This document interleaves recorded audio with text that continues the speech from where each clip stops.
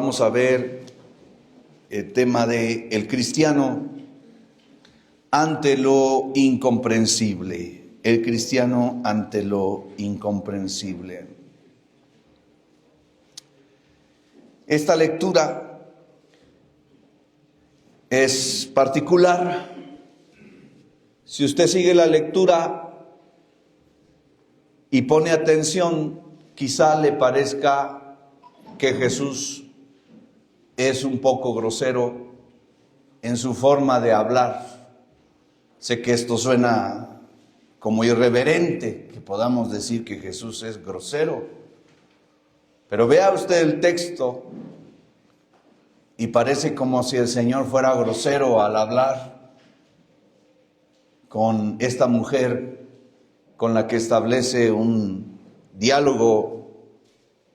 Es la historia de la fe de una mujer cananea en Mateo 15 del 21 al 28. Saliendo Jesús de allí, se fue a la región de Tiro y de Sidón. Y he aquí una mujer cananea que había salido de aquella región, clamaba, diciéndole, Señor, Hijo de David, ten misericordia de mí, mi hija es gravemente atormentada por un demonio. Pero Jesús no le respondió palabra. Entonces, acercándose sus discípulos, le rogaron diciendo, despídela, pues da voces tras nosotros. Él respondiendo dijo, no soy enviado sino a las ovejas perdidas de la casa de Israel. Entonces ella vino y se postró ante él diciendo, Señor, socórreme.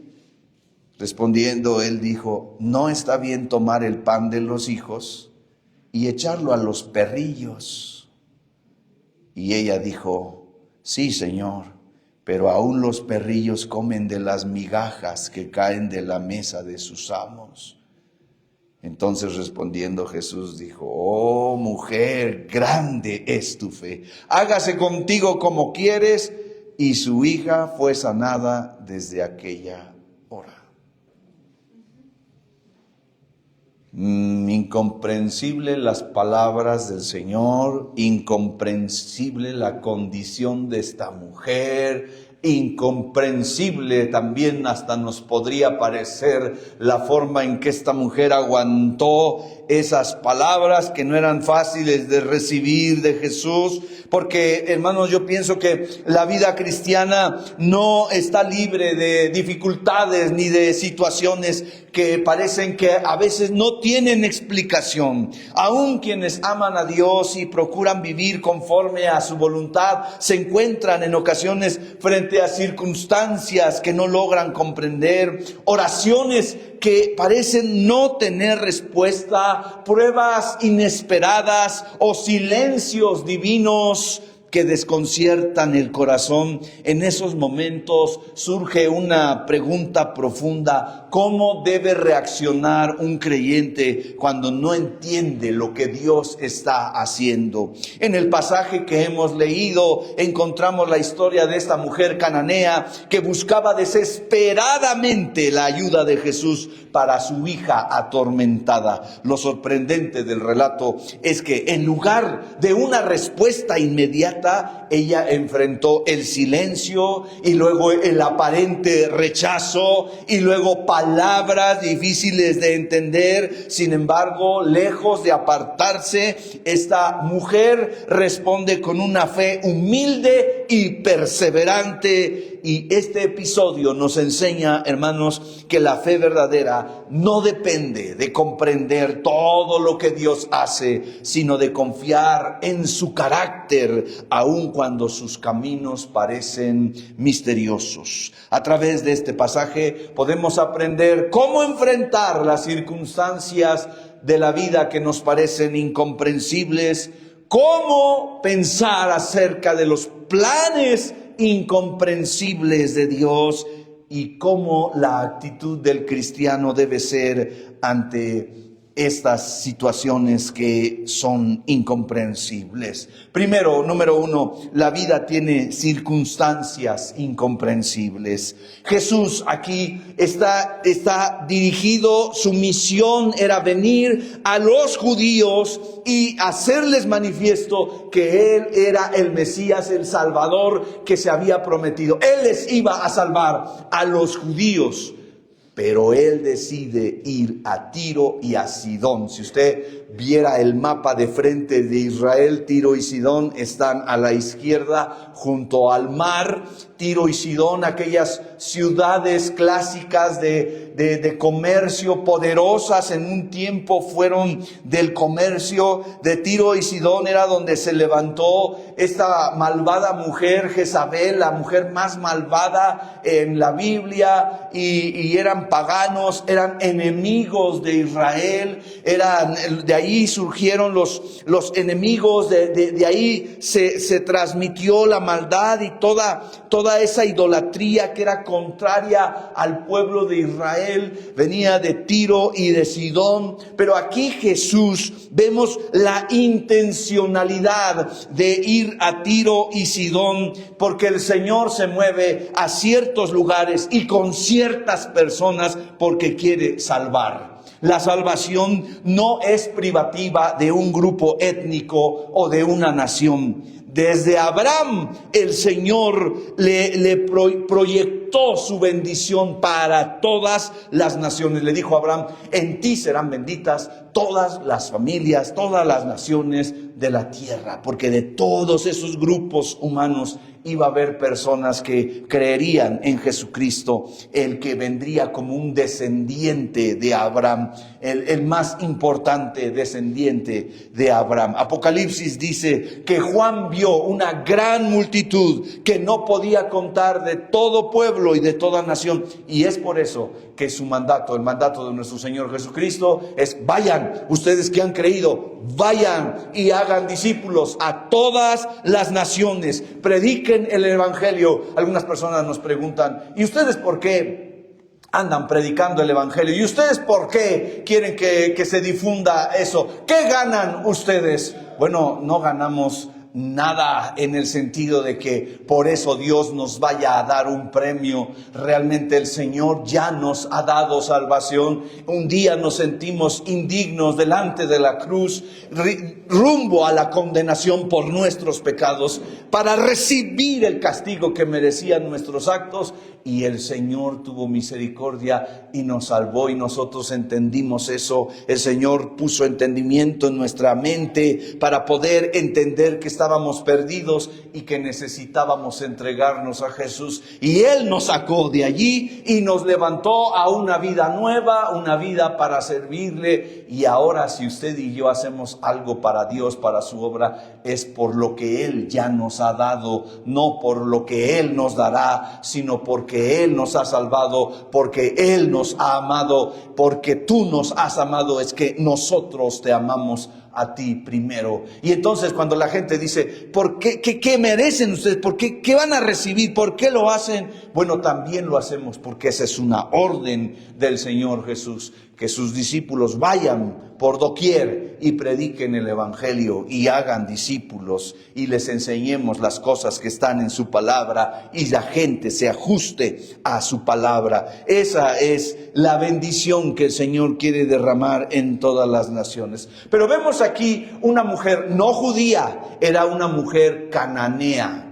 Ya tenía dos cosas en contra muy poderosas. Primero, era una mujer que en ese contexto antiguo, en ese contexto social, la mujer no tenía mucho voz ni voto, no tenía absolutamente voz ni voto. La mujer era una persona, un ser humano de segunda categoría. La oración clásica del judío en aquellos momentos era: gracias, Señor, porque no nací perro ni mujer. Y perro se refiere a los gentiles. Gracias porque soy israelita, porque soy judío, y gracias porque no soy mujer. Porque mujer era una posición, era una suerte desconsiderada, era desafortunado estar en esa posición. Y aquí viene una mujer cananea y una mujer, por cierto, inconversa, con una gran necesidad. Era cananea, y eso nos dice lo alejada que esta mujer estaba del pueblo de Dios. Ni siquiera era samaritana, era cananea, de los cananeos, enemigos del pueblo de Dios. Pero en medio de esa sociedad corrupta y de su propia vida inmunda, porque imaginen el ambiente en el que debía haber estado para que su hija estuviera endemoniada, para que su hija resultara endemoniada. La hija estaba posesa de un demonio. Se da cuenta más bien esta mujer que Jesús tiene el poder para salvar. Eso es algo increíble, eso es algo muy particular, que esta mujer en medio de esa sociedad corrupta haya identificado a Jesús como el que podía resolver el grave problema, el grave tormento que tenía su hija por el demonio.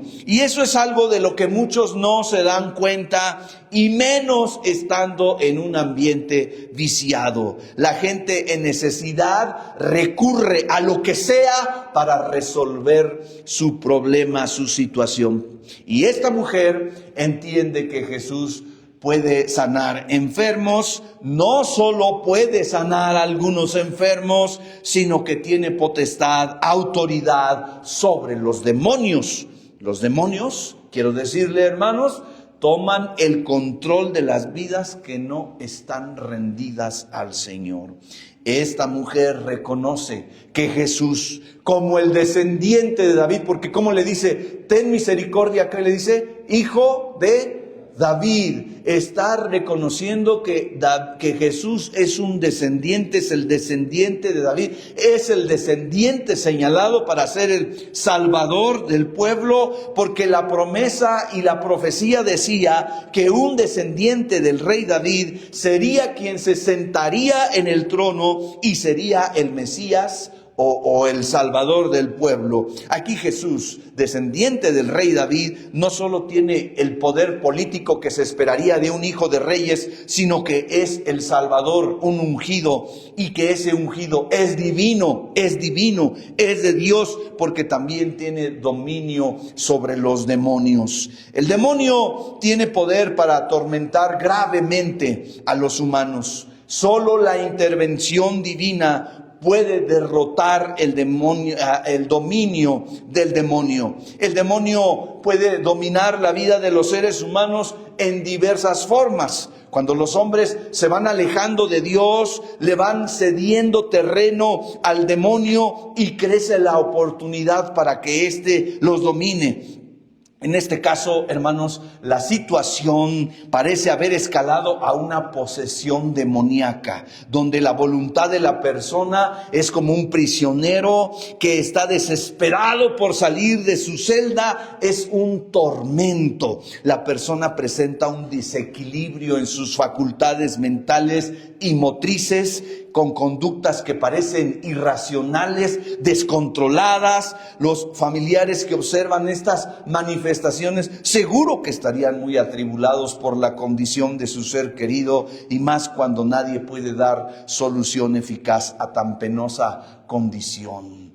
¿Cuántos de ustedes han visto a un endemoniado? Algunos de ustedes solo lo han visto en películas, en algunos videos tal vez, cosas que se hacen con ciertos elementos, y todo eso podría parecer ficticio, pero algunos de nosotros hemos visto personas poseídas del demonio literalmente y algunos familiares no saben qué hacer y el demoniado va, camina con sus ojos desorbitados y dice cosas incoherentes y la gente dice, pero antes esta persona estaba normal, corría, comía, hacía, tenía propósitos, tenía planes, era una persona muy lúcida, pero algo pasó y mira cómo está. Y está endemoniada. Y eso sucede cuando la gente le da oportunidad al demonio, se ponen a jugar o a ser parte de prácticas esotéricas, ocultistas,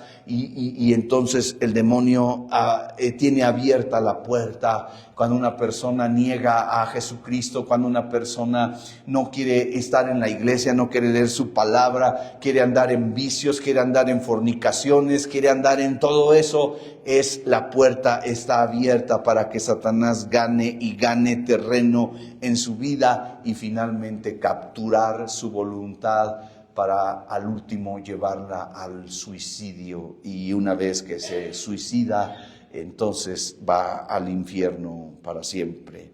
Tenemos la segunda cosa, es que Dios tiene planes incomprensibles. Vean ustedes el versículo. ¿Ustedes qué harían, hermanos, si vieran que alguien en la calle les grita, por favor, cristiano, ayúdame, mi hija se está muriendo, está gravemente atormentada?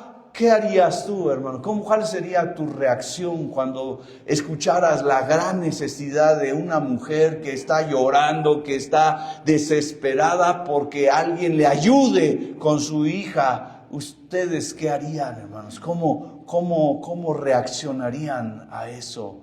¿Qué harían? ¿Tratarían de ayudarla o la ignorarían? ¿Sentirían algo en su corazón por aquella mujer? ¿O simplemente dirían, no me importa, ese es tu caso, yo tengo mis cosas que hacer?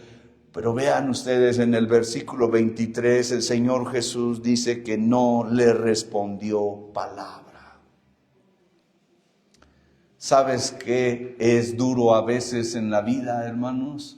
Cuando parece que Dios está callado y no hace nada para solucionar tu problema.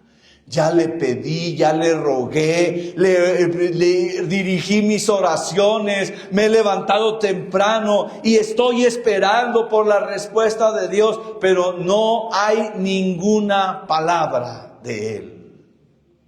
Parece que Él se ha quedado mudo, está en silencio. ¿Qué no ve que estoy con este dolor? ¿Qué no ve el Señor que estoy con este padecimiento? Como dice Agustín, decía Spurgeon, como dice Agustín, la palabra no dio ni una palabra. ¿Saben ustedes que Jesús es la palabra, es el logos, es el verbo encarnado? La palabra, dice, no dijo ni una palabra, y eso no era como Él, aquel que siempre estaba preparado para responder a los llantos de dolor, no tuvo respuesta para esta cananea. El Señor no respondió inmediatamente al ruego inicial de esta mujer, aunque pudo haberlo hecho. Y eso me pone a pensar, ¿por qué el Señor no actúa cuando nosotros le hablamos? ¿Por qué no actúa inmediatamente si Él sabe que estamos en un gran problema? Él siempre tiene un propósito muy definido, aunque para nosotros no sea claro. En ocasiones hasta permite que ocurran eventos y cosas adversas a nuestra vida y que estorban la ayuda. Los discípulos eran personas que se supone estaban siguiendo al Maestro, personas de amor, eran los primeros cristianos, estaban siguiendo al Señor. ¿Y saben cuál fue su actitud y su frase cuando escucharon a esta mujer que por atrás les estaba grite y grite? Por favor, ayúdenme, mi hija, tengan misericordia de mí, por favor, mi hija. Y estos hombres indiferentes voltearon y dijeron, Señor, prácticamente dijeron, ya ayúdale y despídela. Fue la misma palabra que le dijeron a Jesús cuando la multitud le estaba hambrienta allí en el monte y que le dijeron, la gente tiene hambre. Jesús, despídelos. Todavía no habían aprendido. Y aquí le dice, despídela ya, hombre, da un montón, ya me fastidió su voz. Ya, concédele lo que quiere y ya que se vaya.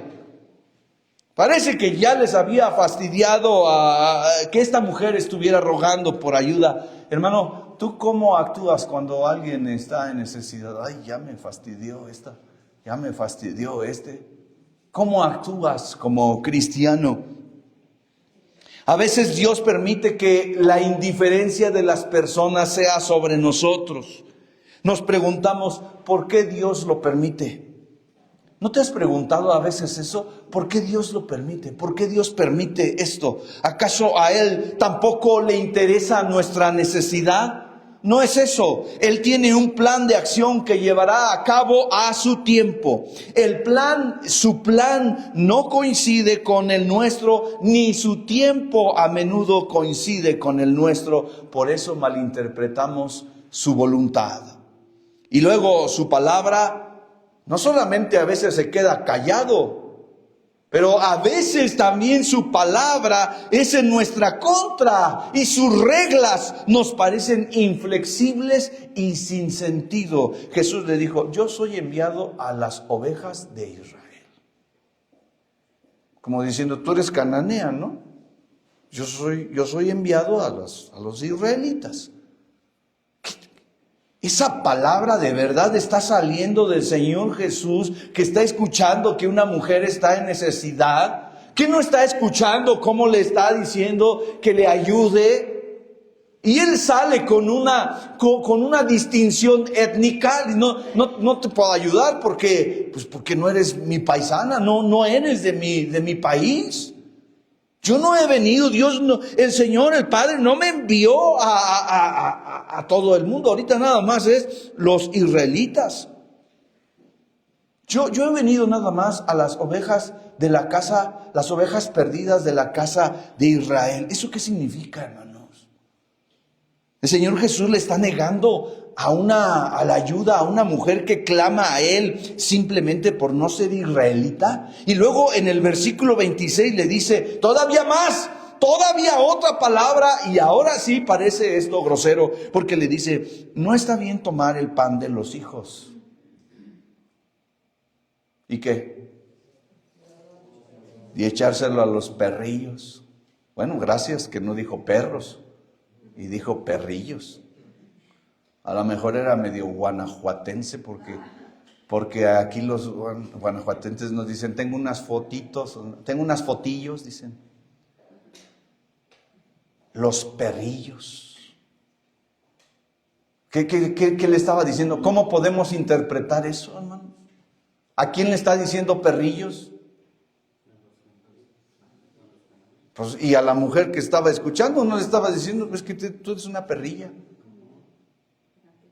No puedo darte, la comida es para los hijos de la familia, no para los perrillos. ¿Qué es eso? ¿Por qué se expresa así? ¿No les parece insensible esa forma de contestar? ¿Acaso no tiene empatía con quien se duele? ¿Y acaso no puede hacer una excepción a las reglas de su gran misión en esta tierra? ¿La bendición no puede ser para otros seres humanos que no sean los israelitas? Parece que el Señor está estirando mucho más la prueba para esta mujer. Primero en el versículo 23 no respondió palabra, y ahora en el versículo 24 no solo habla para decir que no le corresponde sanar a alguien fuera de Israel. Es incomprensible, ¿no?, cómo actúa el Señor. Sus planes son incomprensibles. ¿Cómo un Dios de amor puede negarle la ayuda a alguien con una necesidad tan apremiante? ¿Por qué Dios hace eso? ¿Acaso le gusta jugar con el sufrimiento de las personas? Algo similar pasó cuando Lázaro estuvo enfermo y Jesús no lo sanó y murió. Dejó que ocurriera y dejó que Marta y María pasaran por el trance de experimentar el dolor de la muerte de un ser querido. ¿Por qué lo permitió Dios? ¿por qué lo permitiste? ¿Por qué lo permitiste? ¿Por qué lo permitió? La voluntad decretiva es lo que Dios dice que suceda, lo que determina que suceda. Él lo decreta, esto va a ser así y eso es soberano y no va a cambiar. Luego viene la voluntad preceptiva de preceptos, lo que Dios manda moralmente en sus mandamientos. Esta es su voluntad, que el hombre obedezca y se comporte de esta manera, viva así. Y luego viene la voluntad permisiva, que es aquello que Dios no aprueba moralmente, pero permite que ocurra dentro del gobierno del mundo, dentro de su gobierno del mundo. Por ejemplo, Dios prohíbe el pecado, pero permite que ocurra porque creó a los seres humanos con verdadera libertad, con el libre albedrío, con la capacidad de tomar decisiones. Es tan difícil comprender la voluntad permisiva de Dios porque nuestra mente no está alineada con las cosas de Dios. La distancia entre la mente humana y la divina es enorme. El libro del profeta Isaías lo expresa así: mis pensamientos no son vuestros pensamientos. Es que, Señor, lo hubieras hecho mejor así. Pues es que tus pensamientos no son mis pensamientos. Nosotros no podemos ver todas las causas, todas las consecuencias, todos los propósitos eternos, pero Dios sí lo ve. Y luego tenemos el problema del mal cuando vemos el sufrimiento. Y este es el clásico problema del mal, estudiado por pensadores como Agustín de Hipona y Tomás de Aquino. Y la Biblia muestra que Dios puede permitir algo malo sin ser Él mismo el autor del mal y aún así usarlo para un bien mayor. Ejemplo, Génesis 50:20, cuando José dice: ustedes hicieron eso para inducirme un mal, para tratarme mal, pero Dios utilizó esto para bien y para salvar a mucho pueblo. José fue vendido por sus hermanos y después de años él terminó siendo el segundo señor del reino y salvó a sus propios hermanos que lo vendieron y lo querían matar, lo salvó de la hambruna. Otro problema para entender la voluntad permisiva de Dios es que nosotros queremos explicaciones inmediatas. El ser humano quiere explicaciones y quiere saber de inmediato qué es lo que ocurre, pero muchas veces el propósito de Dios se va a ver solo con el tiempo o incluso en la eternidad. Un ejemplo bíblico de esto es la historia de José, quien sufrió traición, sufrió la esclavitud antes de entender el cual Dios lo había puesto en esas condiciones. Hasta estuvo en la cárcel, y algo que a veces me llama a mí la atención y pareciera contradictorio, dice, y a veces digo, pues si Dios estaba con él, pues tendría que haber salido de la cárcel, pues sí. Imagínate, se me llevaron al pastor a la cárcel y Dios está con él. Pues si Dios estuviera con él, no estaría en la cárcel, ¿no? Bueno, pero puede ser las dos cosas. Y Dios estaba con él ahí en la cárcel.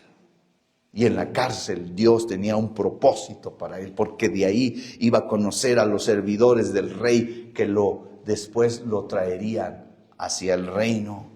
Pero eso no lo entendía él en el momento, como nosotros no entendemos en el momento lo que está sucediendo. ¿Por qué me pasa esto? ¿Por qué vivo eso? ¿Por qué el Señor permite eso? Y otro problema es que estas circunstancias tocan nuestras emociones. Cuando el dolor nos afecta personalmente, la pregunta deja de ser teórica y se vuelve existencial.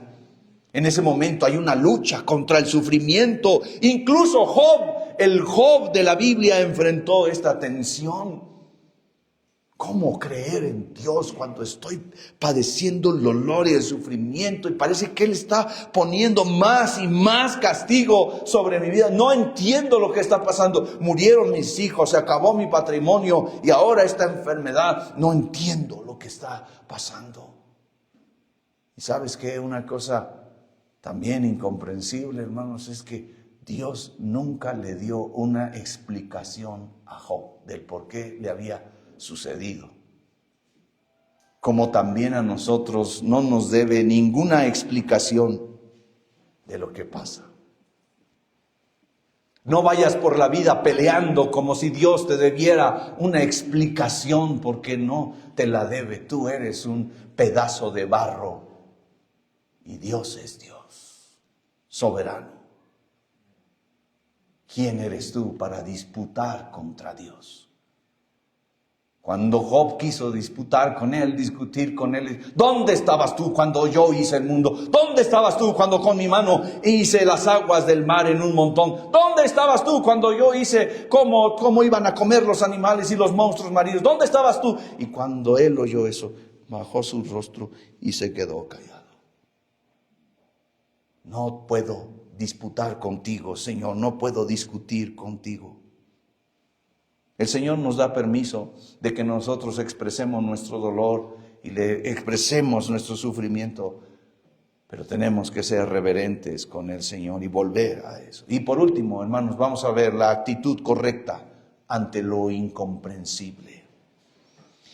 Esta mujer cananea recibió una vez, otra vez, parece que una negativa a su ayuda, pero esta mujer se mantuvo humilde ante el misterio.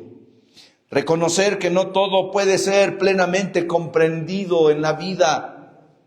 Esta mujer no pretendía el honor de estar a la mesa con Jesús, pero sí estar debajo de la mesa para recibir las obras.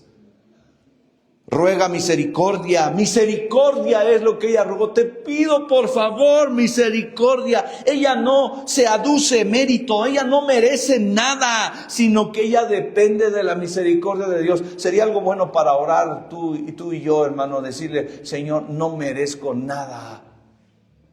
Solamente tú ves mi necesidad, solamente tu misericordia. No merezco que me ayudes. El estado de esta mujer es un emblema, dice Matthew Henry, es un estado del pecador profundamente consciente de la miseria de su alma. Lo mínimo de Cristo es precioso para un creyente, hasta las mismas migajas del pan de vida, y Cristo honra esa fe. No merece nada, las migajas nada más. Pero no solamente tiene humildad, esta mujer cananea tiene confianza en el carácter de Dios. Aunque ella no entiende todo lo que Dios permite, sí podemos, hermanos, confiar en que Él es Dios. Él es bondadoso, Él es amoroso, Él es poderoso, Él es misericordioso. Sus atributos no cambian porque no responda de momento nuestra necesidad.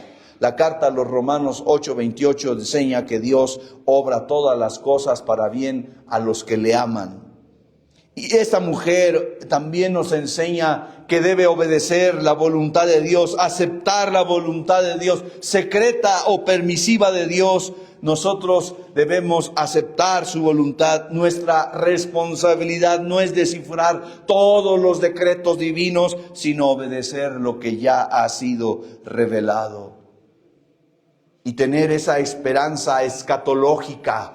Escatológica quiere decir del tiempo futuro. Esa esperanza en que Dios controla todo el futuro. La fe cristiana afirma que el mal permitido por Dios no es la última palabra. En la consumación del reino de Dios, toda injusticia será rectificada. Hermano, no quieras tomar venganza por propia mano, porque en el tiempo de Dios Él va a tomar justicia y toda obra de injusticia será rectificada. La voluntad permisiva de Dios es difícil de comprender porque involucra el misterio de la soberanía divina, la libertad humana y el problema del mal. Nuestra respuesta debe ser una respuesta de humildad, de confianza, de obediencia y de esperanza. ¿Saben cuál fue la oración de esta mujer? Señor, socórreme. Señor, socórreme. Y miren lo que dice Charles Spurgeon, dice: te recomiendo esta oración, Señor, socórreme, porque es una oración tan útil. La puedes usar cuando estés apresurado, puedes usarla cuando estés en un susto, puedes usarla cuando no tengas tiempo para arrodillarte, puedes usarla si estás en el púlpito para predicar, puedes usarla cuando estás por abrir tu tienda, puedes usarla cuando te estás levantando en la mañana. Es una oración tan útil que yo no conozco ninguna posición en la la que no se pueda orar, Señor, socórreme.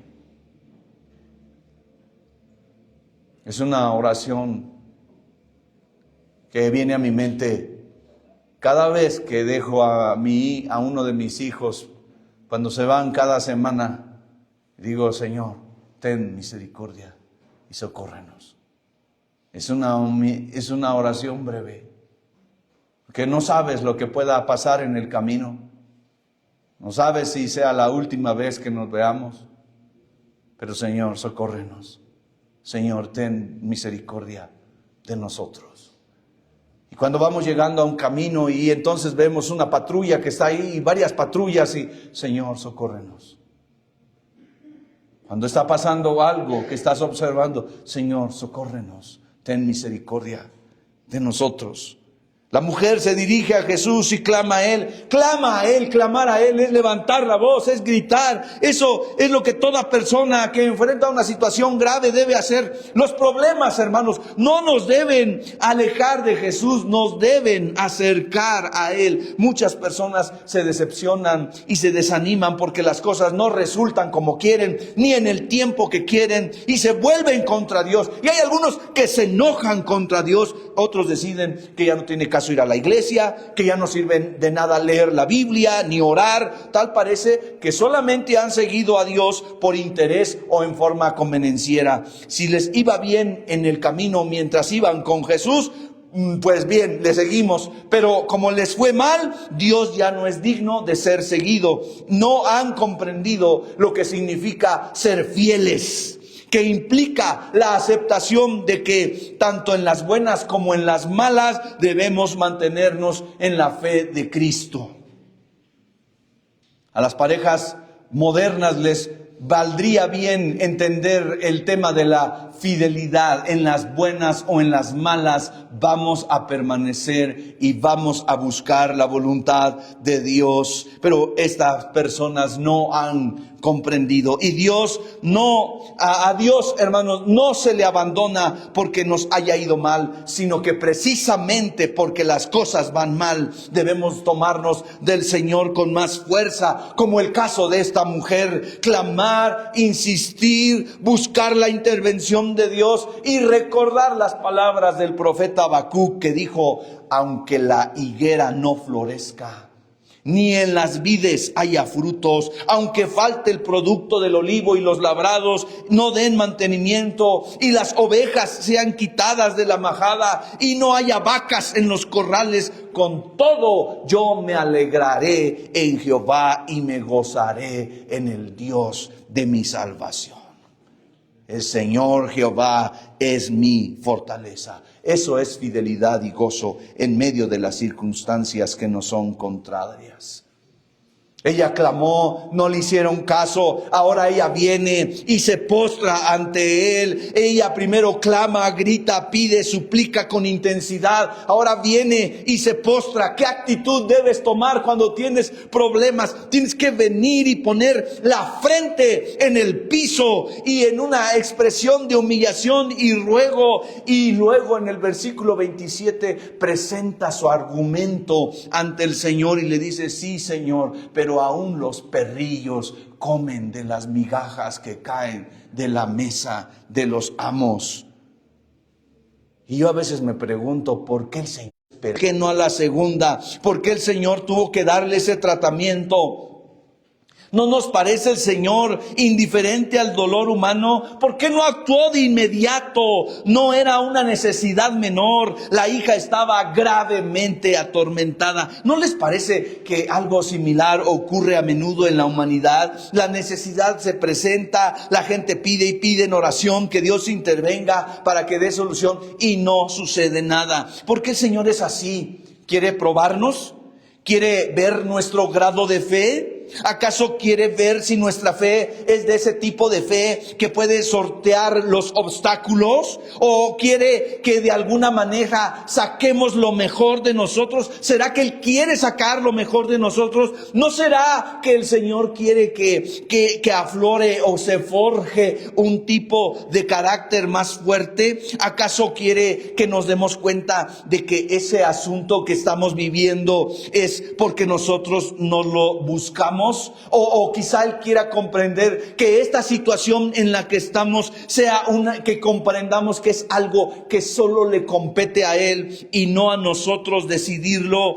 ¿Que no será que el Señor quiere que reconozcamos su soberanía y nos sometamos simplemente a Él? Porque nos gusta tener el control, nos gusta tener la sensación de control. ¿No será que quiere que aprendamos a confiar en Él, entendiendo que hay cosas que no podemos controlar?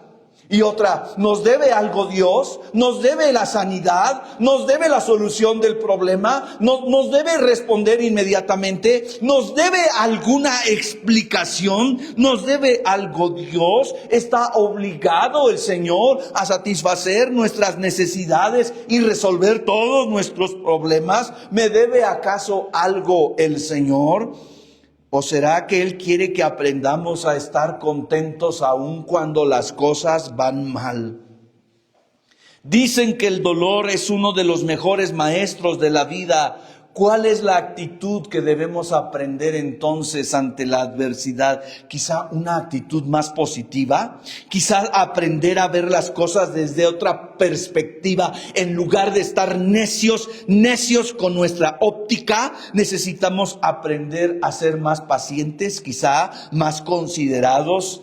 ¿Y qué tal si esto que estamos viviendo es una lección disciplinaria y me lo merezco?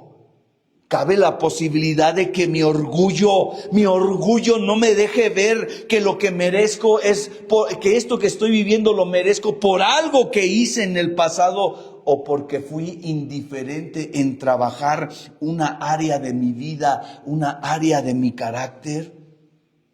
Hermanos, creo que debemos estar abiertos a todos estos razonamientos y entender que Dios tiene propósitos que nosotros no comprendemos completamente, pero Él no deja de ser benigno, misericordioso, justo, digno de ser alabado. Y debemos seguir buscando de Dios y amándole a Él y no permitir que pensamientos nos derroten. Como vimos la semana pasada, debemos llevar todo pensamiento cautivo a la obediencia a Cristo. Pero después de que esta mujer contesta al Señor Jesús, vean ustedes su premio en el versículo 28, a su perseverancia. Oh mujer, grande es tu fe, hágase contigo como quieres. Y su hija fue sanada en aquella misma hora. Jesús no pudo resistir más esta muestra tan grande de fe, de humildad, de persistencia. La felicitó por su fe. ¿Quieres que el Señor te felicite? ¿Qué necesitas? Tener fe, una gran fe, y le concedió lo que más quería, que era la sanidad de su hija. La fe persistente siempre recibe su galardón. ¿Escuchaste eso, hermano? La fe persistente siempre recibe su galardón, como en el caso del centurión, que también era gentil, que también no era del pueblo de Israel. Jesús se maravilló de su fe, hasta dijo, nunca he visto una fe tan grande en Israel. Y vaya que nunca se admiró de la fe de un judío, más bien siempre les recriminó, hombres de poca fe. Pero a esta cananea y a ese centurión dijo, nunca he visto fe como esta. Esta mujer vino a Jesús, vino a Cristo con una fe que siguió creciendo hasta arrodillarse, adorando a los pies de lo divino, dice Barclay, con una perseverancia indómita que brotaba de una esperanza irrenunciable, con una alegría que disipaba el desaliento. Es una manera de acudir que no puede por menos de encontrar la respuesta a sus oraciones. Ese es Barclay. Nos anima a tener ese tipo de perseverancia, aun cuando las cosas van mal, seguir confiando en mi Dios. Oh mujer, grande es tu fe, hágase contigo como quieres. Su fe fue grande comparada con sus otras virtudes. Ella era humilde, era paciente, ella perseveraba, se preocupaba por su hija, tomó la petición de su hija, la necesidad de su hija como ella, tenía un amor grande. Sin embargo, Jesús no dio ningún otro cumplido por estas cosas, sino solo lo hizo por su fe. Su fe fue grande porque era poco común. Quizá nadie esperaba que un gentil confiara tanto en Jesús. Su fe fue grande porque alababa a Jesús antes de tener la respuesta de Él. Eso me llama la atención. Se inclinó antes de recibir la respuesta. Nosotros queremos primero la respuesta y luego alabar a Dios y agradecerle. Esta mujer lo hizo desde antes. Su fe fue grande porque había sido la respuesta perseverante a una prueba que había sido también perseverante. Es difícil pensar en una prueba más difícil que una hija endemoniada. ¿Alguien de ustedes ha tenido un hijo endemoniado? Dice, pastor, mi hijo es como un endemoniado, pero no endemoniado literalmente. Su fe también fue puesta a prueba por la aparente e indiferente y la frialdad de Jesús. Su fe fue grande porque tuvo buena actitud, hermanos. Decía Maxwell, el gurú del liderazgo, libros cristianos de liderazgo, decía que 5% es esfuerzo, 95% es actitud, buena actitud para el éxito. Si tienes buena actitud, vas adelante y vas al siguiente obstáculo y vas al siguiente y pruebas esto y vas al otro, pero tienes buena actitud, siempre positivo y vamos, en el nombre del Señor, podemos y vamos y nunca te dejas, siempre confiando en el Señor. Te vas a encontrar, te vas a topar con el éxito. A su tiempo Dios responde, no siempre como nos gustaría, pero su voluntad es perfecta. Su forma de ver las cosas es diferente a la nuestra, obviamente, porque Él es Dios. Y eso significa que Él es muy diferente a un hombre. Su perspectiva es más alta y por lo tanto es mejor que la nuestra. No comprendemos las cosas de Dios. Y eso es lógico, porque Él es Dios. El hombre es finito, es limitado y nunca podrá comprender a cabalidad a un Dios que es infinito y que es ilimitado. Mi sabiduría es la que falta, no su amor. Mi justicia es imperfecta, pero no su bondad. Mi inteligencia es reducida, pero no la suya. Dios siempre tiene recompensa para los suyos, aunque en el momento no es eso lo que vemos. Nos corresponde entonces a nosotros. ¿Qué nos corresponde? ¿Qué vamos a hacer ante las actividades, ante las cosas incomprensibles? Nos corresponde seguir buscando su voluntad, seguir viviendo en rectitud. No te salgas del camino, no te desanimes y te vayas a vivir como un mundano. Nos corresponde someternos a su voluntad, nos corresponde seguir siendo adoradores, nos corresponde seguir siendo sus discípulos, nos toca vivir verdaderamente como sus hijos. Nos corresponde seguir buscando su voluntad y confiando en Él, aun cuando las nubes sean grises y no podamos ver, cuando esas nubes se interpongan en la vista del éxito. Y al final, de una manera u otra, hermanos, vamos a tener nuestro premio. De eso tenemos que estar seguros. La vida tiene muchas y difíciles situaciones, pero podemos estar seguros de que el Señor no permitirá que ese episodio sea el último de nuestra existencia. No terminaremos derrotados o en dolor.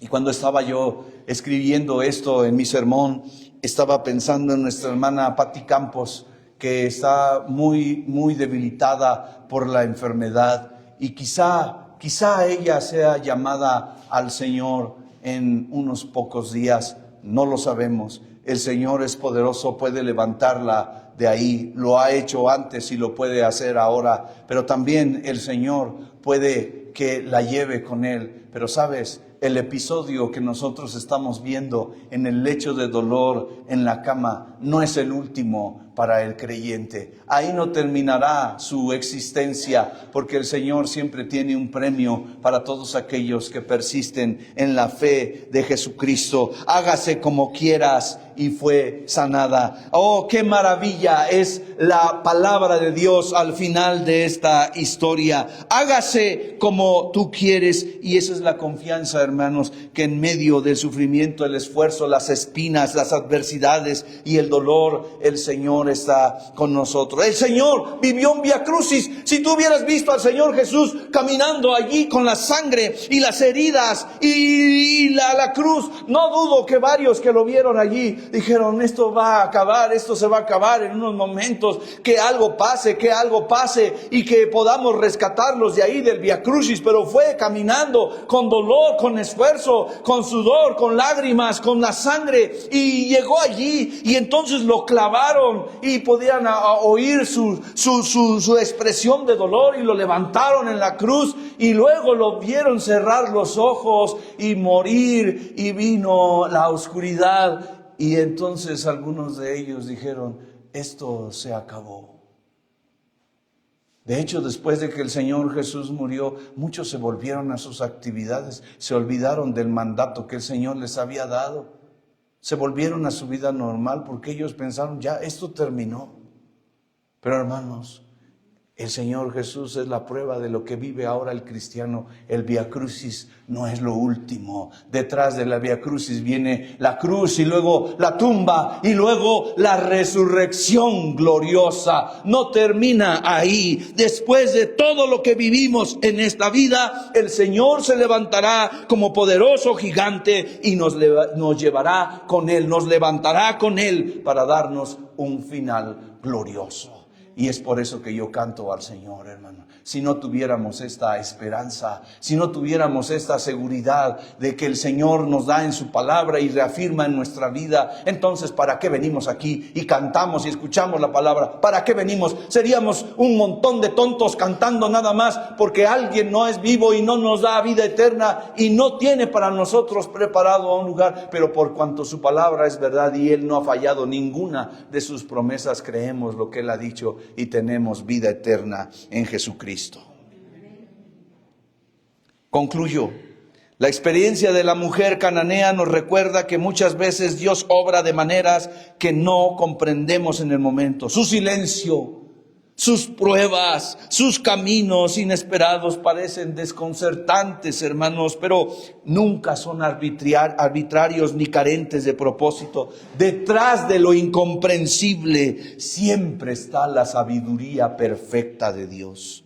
Esta mujer no entendió todo lo que estaba sucediendo, pero persistió con fe, con humildad, con confianza. No se ofendió, no se retiró, no dejó de buscar a Dios. Al contrario, se acercó más a Él. Por esa razón escuchó finalmente las palabras de aprobación de Jesús. Grande es tu fe. Ojalá que el Señor nos viera a nosotros con una fe grande. ¿Quieres ensanchar tu fe? ¿Quieres hacer crecer tu fe? La Biblia dice que la fe viene por oír la palabra de Dios. Tienes que oír y conocer y obedecer la palabra del Señor. Y el creyente debe de enfrentar estas situaciones con Dios y aferrarse a Él con la mayor fe posible. Y lo incomprensible para nosotros nunca es incomprensible para Dios. Y si permanecemos confiando en Él, descubriremos que aún aquello que no entendíamos era parte de su obra perfecta en nuestras vidas. Ahora, después de hacer toda esta reflexión, hermanos, y para terminar, quiero decirles algo que les podría cambiar toda la escena de lo que hemos visto en esta lectura. Y es que muchos eruditos piensan que lo que Jesús hizo es usar un lenguaje de ironía, lo cual entonces no se interpreta como una indiferencia del Señor, sino como algo irónico. Algunas veces cuando el Señor les habla duramente a las personas, lo que dicen algunos eruditos es que estamos en desventaja, no estamos oyendo la voz del Señor audiblemente, no podemos entender si su frase era una ironía, era un sarcasmo o estaba hablando así en forma muy recta, sino una ironía. Es como, ya sabes, solamente vengo a los israelitas, no puedo hacerte caso ahora. Pero no es que le estaba regañando, sino simplemente le estaba diciendo, y estaba probando su fe, y luego cuando le dice perrillos, está diciendo, ya sabes, que no se le, es como hablándole a ella, pero diciéndole para que entiendan los discípulos, así te digo a Juan, a ti, pero para que me entiendas, Chana, que se supone que yo no he venido solamente para los judíos, y estos orgullosos piensan que solamente para ellos, pero aquí les voy a dar un ejemplo y una enseñanza que ni se imaginan, es también la salvación para otros. Así que no puedo hacer nada por los otros cananeos, como ves. Entonces cambia la forma de ver a Jesús. No puedo darle el pan que es para los hijos a los perrillos. Pero la mujer muy lista, muy inteligente, dice, pero Señor, aún los perrillos cuando se caen las migajas, se alimentan de las migajas. Y para mí eso sería suficiente.